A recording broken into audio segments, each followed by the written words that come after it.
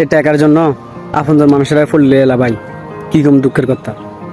একটা ছেলে যখন টাকা পয়সা দিতে পারে না, পরিবারের জন্য কিছু করতে পারে না, তখন সেই ছেলেটা পরিবারের কাছে বোঝা হয়ে থাকে।